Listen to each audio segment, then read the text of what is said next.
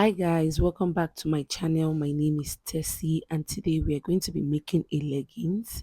If you're new to my channel, you're welcome. If you're yet to subscribe, kindly do that and let's get right into the video. The starting point will be my waistline. So from the waist, I came down to my hip line, and from the hip, I'm going to chalk my crotch line. To get your crotch is your hip divided by 4 plus 1 inch. Then I chalked from the waist to the knee line, and then from the waist to the leggings length.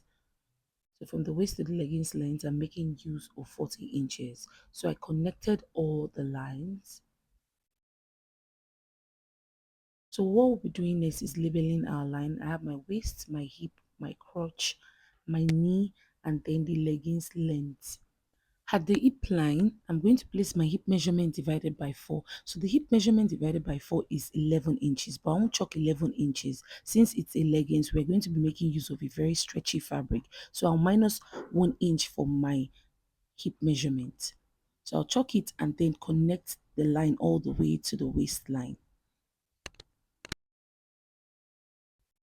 So what I'll do next is at the crotch, I'll place my round thigh measurement divided by 2, and then I'll add extra 1 inch at the crotch area. Then what I'll do is connect from the hip to the crotch line. So what we'll be doing next is at the waistline, at this point, I'll chalk my waist measurement divided by 4. So the waist divided by 4, I'll chalk it and minus 1 inch from it since the fabric is stretchy. So I minus 1 inch from my waist measurement and also minus 1 inch from my hip measurement since it's a leggings. So my waist divided by 4, I chalked it and minus 1 inch from it. So after chalking it down, I'll connect from the waist to the hip line.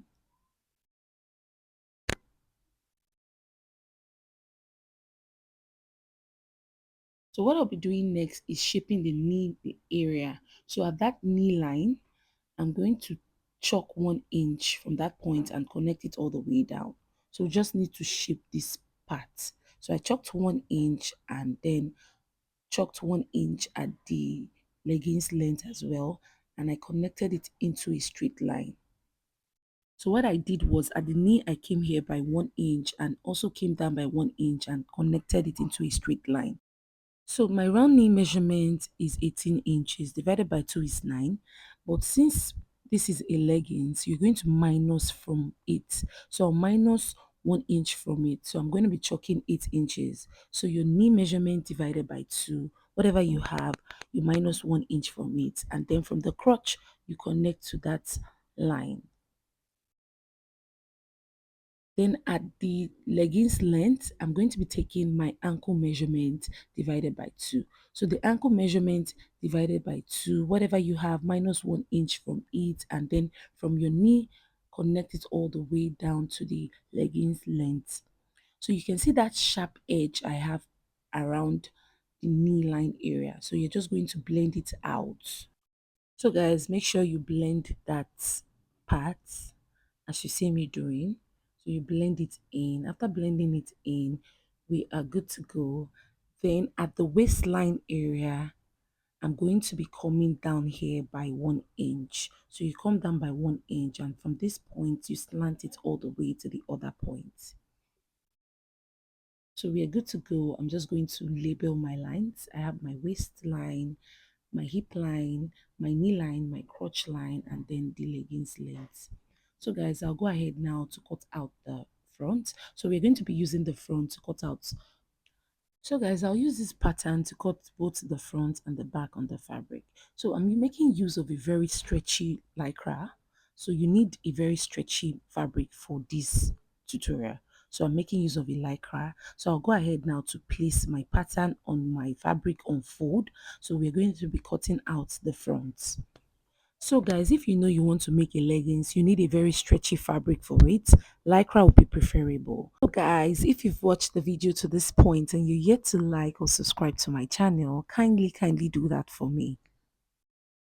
So I'll cut out this part as well. We're good to go with the front. For the back, I folded my fabric into two, placed my pattern on it, and then at the crotch line area, I'm going to be coming out by 1 inch for the back crotch. So I'll connect the lines, and then from that point, I'm going to curve it in. So I'm not adding allowance to the back pattern since this fabric is very stretchy. So I'll go ahead now to cut out the back.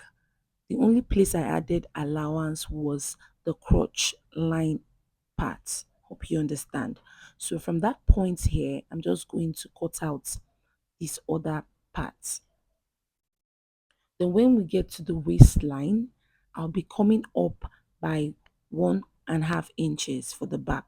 So you come up by 1.5 inches for the back, and then from that point, I'll cut out this other edge.